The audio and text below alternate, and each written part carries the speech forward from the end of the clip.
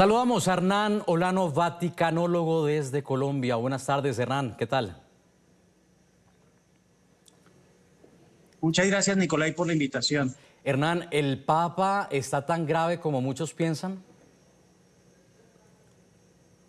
Pues sí es algo de gravedad, lógicamente, por los 88 años del Papa y porque en estos dos últimos años no solo el aspecto de la rodilla, sino también la neumonía lo ha venido afectando permanentemente y ahora con una bronquitis que lo ha llevado a cancelar agenda y a estar recluido dentro del Policlínico Agostino Gemelli. Pero fíjese que en todo caso los portavoces y los comunicados que están saliendo a la luz muestran e intentan reflejar un parte de tranquilidad. Dicen que leyó los periódicos, que ha desayunado bien, que ha pasado una segunda noche tranquilo en el hospital y muestran pues un mensaje de tranquilidad. Sí, efectivamente, él ha venido insistiendo entre otros aspectos y particularmente también con ocasión de la movilidad a través de la silla de ruedas, que no es futbolista, por tanto no habría problemas de la rodilla y que está muy bien de la cabeza. Es lo mismo que ocurre también con este comunicado reciente en el que manifiestan que el Papa ha leído los periódicos y lo único y que ha contestado algunas comunicaciones y lo único es que ha tenido que cancelar las sesiones correspondientes al jubileo, inicialmente el jubileo de los militares, cuando tuvo que ceder la lectura del mensaje, y el día sábado, cuando tuvo que cancelar su presencia en el jubileo de los artistas. Hace tan solo unos días, justamente el Papa Francisco había solicitado ayuda para que un sacerdote terminara de leer su discurso durante la audiencia semanal en el Vaticano. Esto fue lo que pasó. Hoy hablamos del nacimiento de Jesús en Belén. Y ahora permítanme pedirle al sacerdote que continúe leyendo.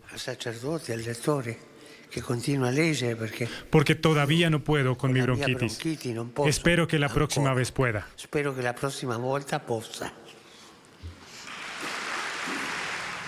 Bueno, y 2 días después, Hernán lo terminaron hospitalizando e incluso el domingo también había pedido ayuda para que le ayudaran a leer su discurso. Hay que recordar, por supuesto, que es un agravante que tiene el Papa que le hayan extirpado parte de uno de sus pulmones y en los últimos tiempos también además ha sido propenso a las infecciones de salud.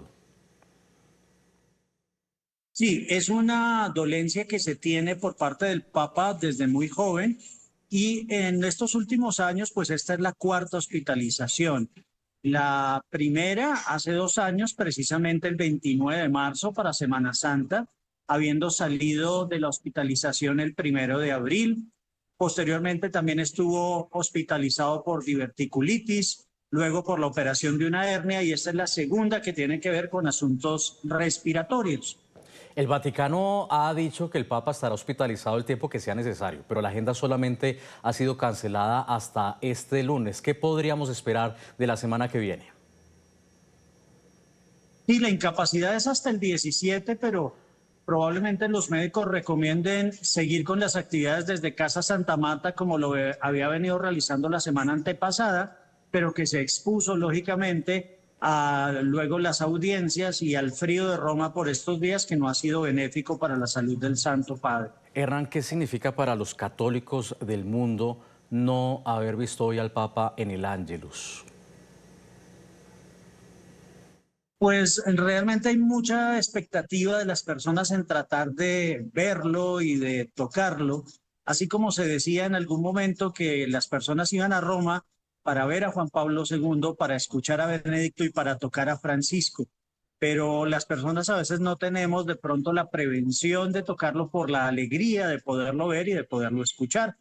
Es lo que ha ocurrido porque el Papa pues no ha guardado de pronto la posibilidad de estar con tapabocas permanentemente en las audiencias, etcétera, y el que se cancele la visita o a alguna de las audiencias en esta época del jubileo, cuando se esperan 30 millones de personas en Roma, es bastante pues triste para muchas personas que han hecho un esfuerzo grande por aproximarse a cruzar la Puerta Santa y tener la expectativa de asistir a alguna de las audiencias con el Papa Francisco. Es un año clave, justamente ese jubileo, también conocido como Año Santo, que continúa hasta el 5 de enero de 2026. Se perdió el jubileo, la reunión con los artistas, pero sigue siendo un año tremendamente clave para el Vaticano. Sí, hay muchos jubileos para diferentes grupos durante el año, el de los obispos, el de los seminaristas, el de los militares, que ya fue, el del personal del gobierno, el de los banqueros. Bueno, hay una programación extensa. La única programación que se cancela como tal es la de agosto por el verano en Roma, pero tal vez no se previó que efectivamente el tiempo de invierno iba a postergarse e iba a afectar al Santo Padre. Sin embargo, el jubileo igualmente se puede gozar de él desde los templos jubilares en cualquier lugar del mundo donde el Papa haya determinado que va a haber iglesias en las cuales se puede gozar del jubileo, pero siempre está la expectativa para los católicos de hacer alguna de las 3 peregrinaciones que se prescriben, la de Tierra Santa como palmero, la de Roma como romero y la de Santiago de Compostela como peregrino. Entonces es importante poder aplicar al perdón y al olvido con la indulgencia durante el Año Santo, debido a que el jubileo se realiza cada 25 años ordinariamente. Lo que pasa es que el Papa Francisco hace 10 años también convocó el jubileo de la misericordia, y ha habido otros jubileos también convocados de manera extraordinaria durante el siglo XX por diferentes pontífices, pero los de Francisco han dado precisamente mucha opción a la ciudad de Roma de acoger a los peregrinos o romeros, con lo cual pues también el gobierno de la primera ministra, del presidente y del alcalde de Roma han realizado unos esfuerzos económicos grandes para que las obras estén a punto para el inicio del jubileo. Hernán, hablabas que el Papa no suele usar tapabocas y recuerdo que en esa época de la pandemia él tampoco lo utilizaba, a pesar de haber en ese momento una orden para utilizar mascarillas en el Vaticano. La pandemia apareció en marzo de 2020, él seguía mostrándose sin tapabocas en los actos en el curso del año y solamente apareció por allá en septiembre una vez con el tapabocas y se lo quitó casi que inmediatamente y eso fue noticia mundial. ¿Por qué el Papa ha sido tan rebelde con el tapabocas? Él en realidad ha sido rebelde siempre. Entonces el tapabocas yo creo que lo limita de pronto para su expresividad. El Papa es muy emotivo, de acuerdo con las palabras que le va diciendo cada una de las personas que se acercan a él. Es impresionante en las audiencias cómo lo ve uno cambiar de cara permanentemente de acuerdo con lo que le cuenta la gente, de alegría, de tristeza, de sorpresa. Y yo creo que él pensaba que el tapabocas le restringía tener esa cercanía con las personas, aun cuando pudiese contagiarse del COVID o en este caso, pues su enfermedad, su bronquitis o cualquier otra enfermedad que lleve a alguien que lo saluda, pues podría afectarlo directamente. Yo tuve la experiencia precisamente ese 29 de marzo del 2023, antes de que fuese hospitalizado el Papa, de haber sido uno de los últimos, que junto con mi señora saludamos al Papa y después ya verlo nuevamente el domingo de Ramos en San Pedro, también tuvo que ceder la lectura del sermón y es algo que se volvió habitual, no sorpresivo porque el Papa estaba allí presente, pero que sí indica lógicamente el desgaste de la salud de una persona que en su momento, cuando fue elegido pontífice, ya pensaba en retirarse. Hoy en día queda para muchos la duda sobre si continúa o no, sobre si espera que termine el Año Santo, los ajustes que hizo dentro del colegio cardenalicio, en el decano y vicedecano del colegio cardenalicio, también para algunos son indicadores de lo que podría ser la organización de un eventual cónclave, bien sea de renuncia o fallecimiento, pero que esperamos que continúe el Papa mucho tiempo más, porque el que se pensaba en su momento que era un papa que iba a durar menos que Benedicto. Ya vemos que Benedicto estuvo 10 años más como papa emérito, prácticamente lo superó en el tiempo, en 18 años entre papa y papa emérito. Y el Papa Francisco, próximo a cumplir ya un aniversario más de su elección, pues yo creo que aspira, como está también dentro de los récords, el ser uno de los papas más longevos y con un periodo de los, ojalá, más largos de la historia del cristianismo. Bueno, justamente teníamos ahí en pantalla a Benedicto XVI, que hizo historia al renunciar y fue entonces declarado Papa emérito. Un escenario que le esperaría a Francisco si eventualmente también decide seguirle los pasos a Benedicto XVI, de quien fue su sucesor.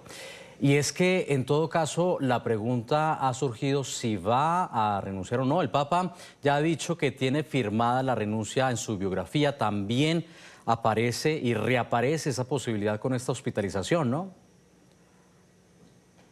Sí, en la reciente biografía que se dio a conocer este año ya aparece nuevamente el tema, aunque en diversas entrevistas pues ya había expresado que desde el comienzo le entregó la carta al cardenal Tarcisio Bertone, secretario de Estado de la Santa Sede, y que por ahí debía estar esa carta, porque lógicamente el Papa luego reemplazó a Bertone con Parolin. Pero la carta, lógicamente, eso no es algo que se le entrega a alguien y que se pierda, sino que tiene un resguardo y que eventualmente en algún momento puede decir, sáquenla del gabinete y apliquemos entonces la carta de renuncia y continuaré como obispo emérito de Roma, que es lo que también ha dicho, porque el Papa es el obispo de Roma y él no quiere ser Papa emérito, sino obispo emérito de la sede de Roma. ¿Y habrá algún pendiente que pueda tener Francisco para no haber entregado ya esa renuncia que dice tiene ya firmada? Nicolás, siempre hay pendientes en la iglesia. El año pasado también se habló de la renuncia y decía la gente, y comentaba yo igualmente, que había que esperar que terminara el sínodo. Ahora se nos vino el jubileo, entonces está el pendiente del jubileo. Pero siempre hay tantas cosas en la iglesia pendientes, aunque se demoren en tramitarse. Por eso dicen que todo lo que llega a Roma hace eco del eslogan de la ciudad: Roma es eterna, y los trámites en Roma son eternos, pero no eternamente estaría dispuesto el Papa a continuar, más si ya varias veces él mismo ha expresado que puede en cualquier momento dejar el cargo y darle paso a nuevos cardenales que estén allí, al nuevo Papa. Y lo que sí se ha hecho es que de esos 120 cardenales electores del colegio cardenalicio, pues ya el Papa ha ido conformando, digamos, un grupo que puede seguir la misma política, por así decirlo, del Papa Francisco, más o menos en un 80%. Entonces, de esa manera tiene más garantizada la continuidad de los planes, particularmente todo lo que tiene que ver con la protección de los menores y de las personas puestas en incapacidad de resistir, que lo llevó, entre otras, a reformar el Código de Derecho Canónico en la parte penal para realizar los procesos y que a nivel mundial se crearan las oficinas del buen trato, de la que incluso yo hago parte, de la diócesis de Fontibón, con el propósito de adelantar procesos. También he hecho parte como auditor de causas penales en la arquidiócesis de Bogotá, y dar la seguridad a todos los fieles, precisamente, de que esas palabras que ha dicho desde el primer momento de la tolerancia cero no se queden en únicamente el pronunciamiento de las mismas. Claro, y lo que planteas genera aquí un interrogante muy interesante, y es para tantear el terreno en un escenario post-Francisco, ¿no? Es el primer papa jesuita y eso trajo implicaciones porque cambió la forma en la que regía la iglesia, con un enfoque hacia los pobres, por supuesto, con un enfoque también en la lucha contra la corrupción, contra los señalamientos a la iglesia católica, y obviamente hubo un status quo que se quedó molesto por la forma en la que estaba liderando la iglesia Francisco. Es decir, que el Papa si estoy interpretando bien, no estaría en ese enclave, no estaría interesado en que de ese enclave salga un hombre distinto al que él pueda pensar. Es decir, se lo reformulo, él está pensando ya en quién va a ser su sucesor y está moviendo fichas para de alguna manera garantizar que le sea un resultado cercano. Aunque el Papa ha elegido cardenales que son a su vez religiosos, es decir, miembros de algunas comunidades, incluso de la misma Compañía de Jesús, yo creo que el Papa está más inclinado eventualmente a que sea un obispo o cardenal o sacerdote, cualquiera que sea el candidato del clero secular. Es decir, lo que podríamos decir nosotros, un cura de barrio o un obispo de una ciudad pequeña o un cardenal de determinado país, pero no necesariamente un religioso. ¿Por qué razón? Porque el Papa precisamente también dentro de esta actividad en los últimos años y particularmente también para 2025 ha cancelado la personería, entre otras, por ejemplo, al sodalicio de vida cristiana en el Perú. Ha ordenado la modificación de los estatutos del Opus Dei, ha puesto sobre la mira a diferentes comunidades religiosas. Entonces, creo que el Papa estaría más decantado por buscar a alguien que haya sido formado en un seminario diocesano que propiamente al interior de una comunidad religiosa. O sea, sí quiere influir en quién va a ser su sucesor. No es que él no vaya a intervenir, él de hecho sí quiere intervenir. No, lógicamente interviene desde, si renuncia, dice que está al margen. Si fallece, pues ya habrá dado algunas indicaciones que se expresan en algo que se denominan las congregaciones generales. Cuando hay una renuncia o muerte del Papa, el cardenal decano y el cardenal Camarlengo, que queda encargado, convocan a los cardenales, se hace algo que se llama las congregaciones generales, en las cuales ellos van como viendo a ver quién podría ser el postulado.